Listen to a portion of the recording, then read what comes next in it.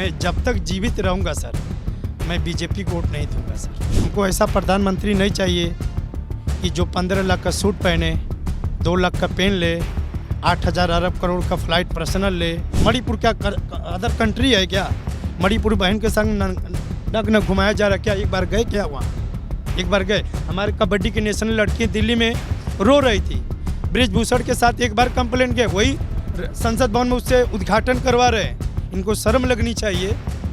एक इंटरनेशनल लड़की अपनी पुरस्कार बहा दे रही है कि एक बार भी वहाँ जाके दुखों के साथ गले नहीं मिल सकते थे। प्रधानमंत्री जी को थोड़ा सा देश के लिए गौरव होगा तो ये इस्तीफा दे दे सर। ब्रिजभूषण को जेल में नहीं डाले, सीबीआई जांच नहीं कराए, सेंगर को तुम किसान के बच्चे को तुम्हारा बच्चा कुचल के मोरा उसको जेल नहीं करवाए। इनको 70% वोट चाहिए, 30% जानकारों को वोट नहीं चाहिए, शिक्षित लोग को 30% वोट नहीं चाहिए। जो मंदिर मस्जिद में भूले ये 400 हो जाए तब उनका कपड़ा उतरवा को पेट्रोल डालेंगे। मैं टीका लगा लूँ, ये लोकतंत्र इसी को, यह भी खत्म हो जाएगा 24 के बाद। हम तो मनाते मोहन भागवत को हार्ट अटैक हो जाए सर। चलने दीजिए, जितना तानाशाही कर रहे हैं इनका पैर टूटेगा, इनका अकाल मृत्यु होगा सर। ऐसा देश को खोखला नहीं करना चाहिए। कोई बोल दे 400 पार, मैं बाजी लगा देता हूँ 5,000। 400 पार ला दे वोट। मेरा जो घर में बहन बेटी पैसा रखती तो पेल के उलट दिए। मैं इस वक्त उत्तर प्रदेश के वाराणसी में मौजूद हूँ। वाराणसी देश के प्रधानमंत्री नरेंद्र मोदी जी का संसदीय क्षेत्र है और जब मैं मोदी जी के संसदीय क्षेत्र वाराणसी में पहुंचा तो मेरी सबसे पहले मुलाकात गोपाल प्रसाद जी से हुई, जो जीप चलाते हैं। इन्होंने जो कुछ मुझे बताया देश के प्रधानमंत्री मोदी जी के बारे में वो हैरान करने वाला था, परेशान करने वाला था। सबसे पहले बताइए आप करते क्या हैं? सर मैं टैक्सी चलाता हूँ, प्राइवेट गाड़ी, अपना जीवन यापन प्राइवेट टैक्सी में प्रेस में चलाता हूँ। ये बताइए, यहाँ से देश के प्रधानमंत्री नरेंद्र मोदी जी यहाँ से सांसद हैं, इस बार फिर लोकसभा चुनाव लड़ रहे हैं, तीसरी बार लड़ रहे हैं। कैसा माहौल है यहाँ पर? देखिए सर, मैं अपनी सोच बता रहा हूँ। 2013 में 2012 से लेके मैं मोदी के लिए पागल हो गया था। उनके प्रचार में मैंने अपने गाड़ी में बैनर, फोटो, टोपी जी जान से कि मोदी जी गरीब हैं, कांग्रेस 60 साल लूटा क्या ऐसे व्यक्ति को लाएंगे जो हर बच्चे IAS हों, हर बच्चे लिखाई पढ़ाई सस्ता हो, सब चीज़ सस्ता हो। तो हम लोग कमाते 500-400 तो हमारे बच्चे पढ़ लेंगे। आज वो स्थिति, जब सत्ता छोड़ा तो 57 रुपये डीजल था सर, आज 94 रुपीज़ हो गया है।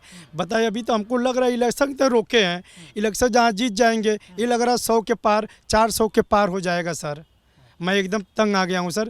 400 पार पेट्रोल डीजल थोड़ी होगा, 400 पार मोदी जी की सीटें आ रही हैं। नहीं सर, 400 पार उनका मत ये है, डीजल पेट्रोल और चुनाव लोकतंत्र सब खत्म हो जाएगा सर। लेकिन आप तो मोदी जी को वोट दिए थे ना 14 में, मोदी जी के लिए प्रचार करते थे, क्यों परेशान हो गए? मैं उनके लिए, मैं जो चीज़ दूर का सुहावन ढोल लगता है ना, वो चीज़ मेरे साथ सिद्ध हो गया।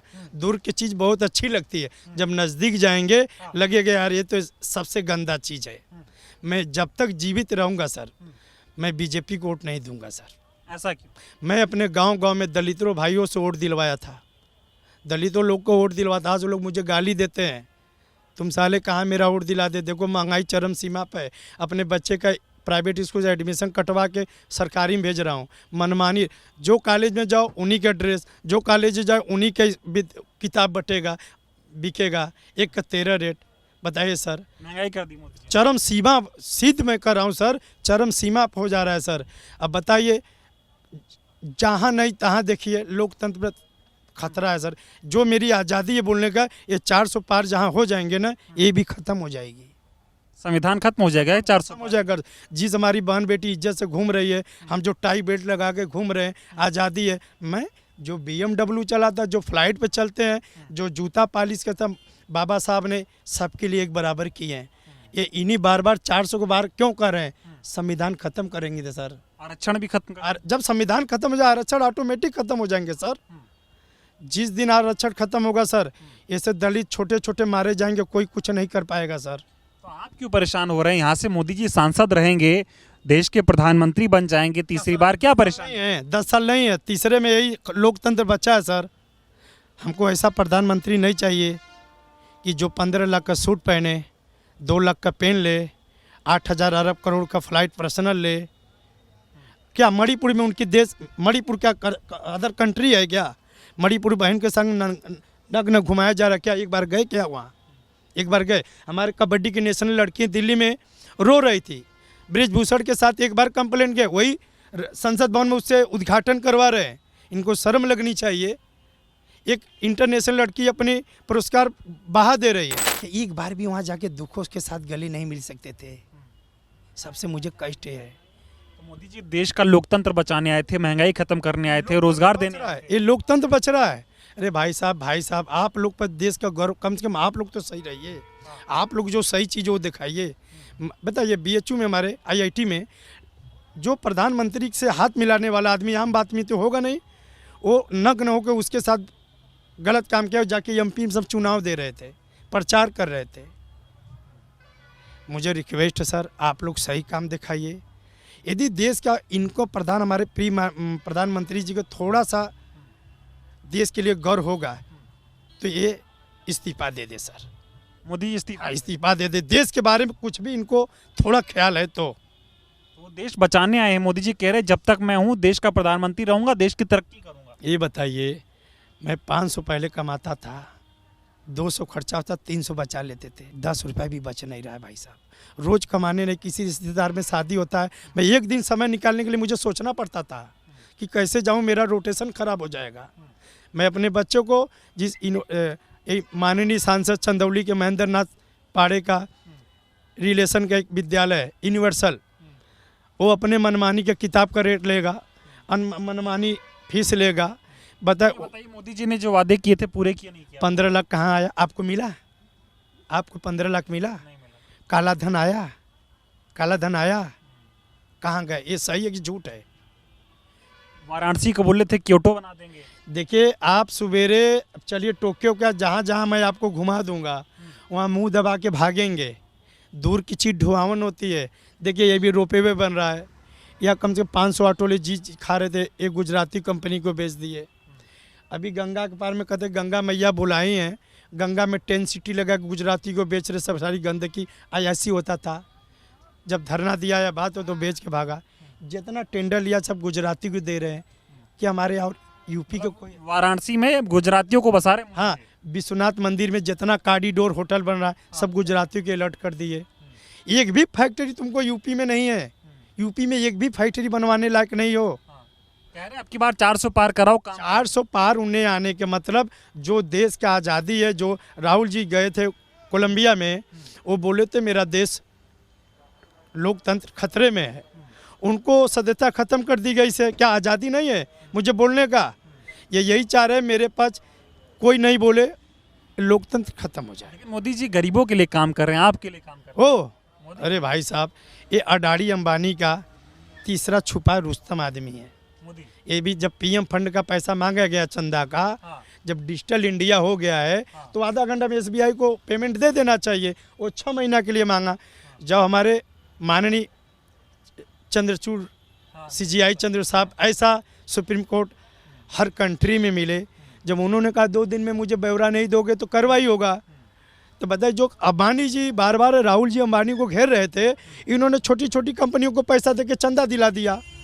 जब जीत जाएंगे तुम यहाँ लूटो, हम वहाँ लूटे, हम यहाँ लूटे, हम वहाँ लूटेंगे। लूट रहे हैं मोदी जी। अरे कंपनी लो, प्राइवेट हो जाएगा, लूटा नहीं जाएगा। चंदा का बहरा PM फंड 3 लोग का नाम होता है सर, ये इन्होंने अपने ही आदमियों को PM फंड में नाम रख दिया है। सिर्फ मोदी जी जान पाएंगे उसके बाद। हाँ, ये पैसा कहाँ जा रहा? जब आपके पास बच्चे, अब की बार वाराणसी से चुनाव जीत रहे मोदी जी। सर यदि तन को मर्दई होगा, तन को थोड़ा सा रहम होगा बाबा भोले का, तो EVM से चुनाव करा दे ना। EVM से ही तो हो रहा है। कहाँ EVM? अरे EVM हटा दे, बैलेट पेपर से चुनाव करा दे। हम जानते मुझे जनता वोट दे रही है, हम जानते राशन दे रहे हैं, जनता के लिए हित काम कर रहे हैं, तो EVM हटा दो, चोरों का मुंह बंद कर दो ना। भाइयों बहनों, चुनाव में ऐसा जुल्म वादे किए जाते हैं। ये अमित शाह, जिस आदमी को अपने जेब का पता नहीं है, अपने लैंग्वेज का पता नहीं, उसको गृह मंत्री से बना दे रहे हैं। गृह मंत्री, प्रधानमंत्री, देश के दोनों यही हैं।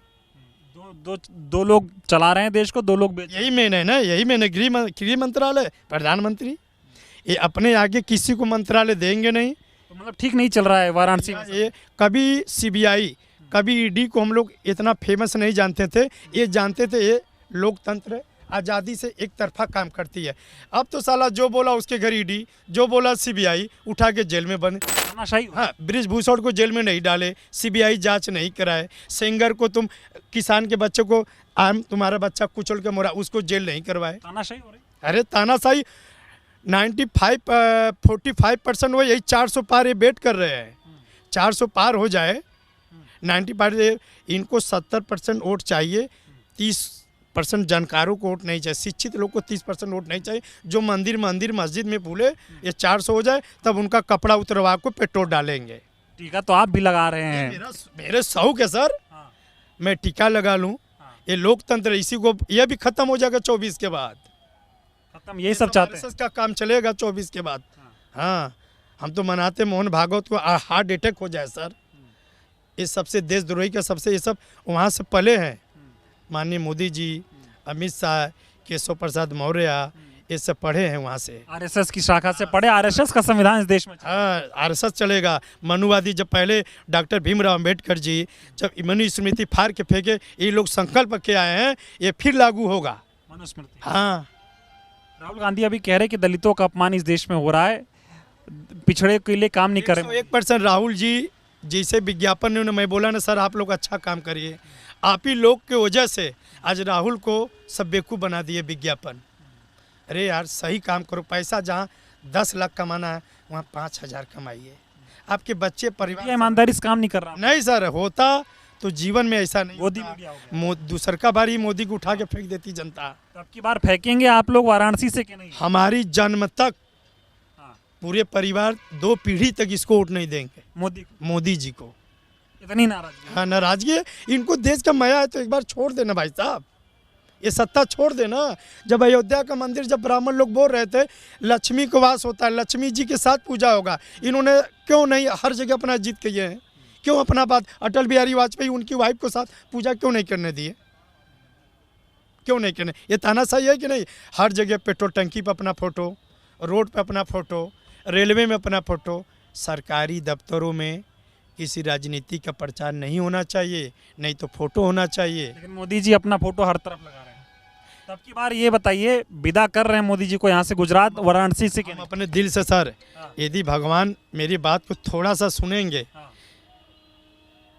EVM भी हैक करा दे भगवान, हम लोग का दिल इच्छा ये आदमी रहेगा सर, एकदम आंसू को रोए जाएंगे। जिसको जानकारी नहीं है सब मंदिर मस्जिद में फंसेंगे। हमको 60 साल, मेरा उम्र 45 साल है, मुझे मुसलमानों से कभी दिक्कत नहीं हुआ यार भाई साहब। और अब कह रहे हैं हिंदू खतरे में। हाँ, खतरे में। पैसा अभी तक सुप्रीम कोर्ट में हिंदू, प्रधानमंत्री हिंदू, CM हिंदू, तो खतरे में कहाँ है? 50 साल खतरे में नहीं हुआ। डरा के वोट ले रहे हैं। हाँ, हिंदू मुस्लिम करे।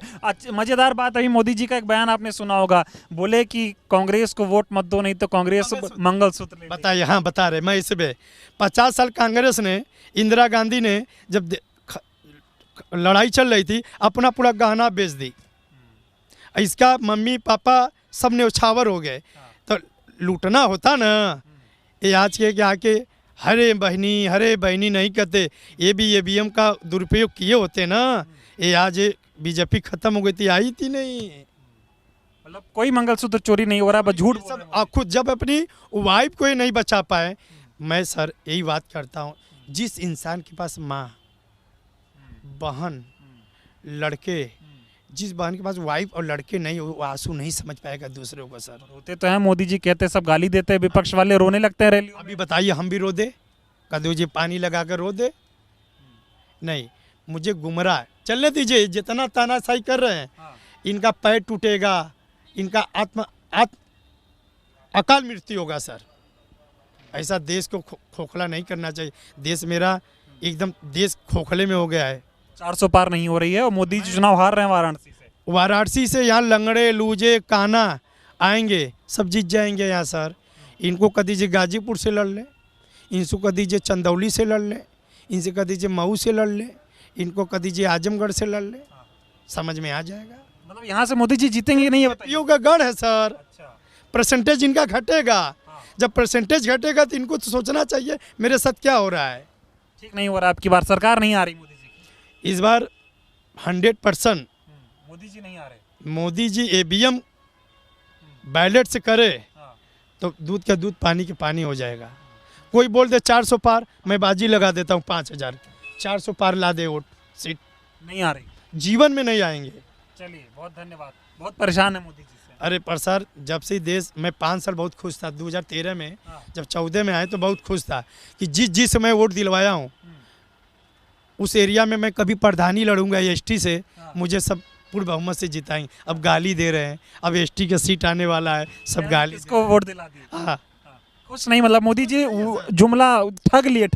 बताइए, जुमला ठग लिए। मेरा जो घर में बहन बेटी पैसा रखती तो पेल के उलट दिए। काला धन कहाँ गया? नोटबंदी से सब ले लिए। बताइए, नोटबंदी से क्या फायदा हुआ? चलिए धन्यवाद। सारा जगह जीएसटी, सारा जगह मतलब दूध पर कभी जीएसटी लगा था सर?